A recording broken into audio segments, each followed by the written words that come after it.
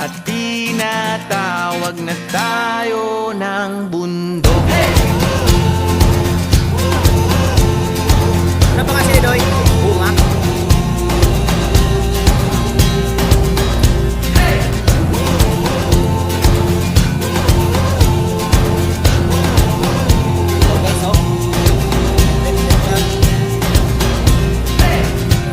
Tumakas na tayo palayo sa marathon.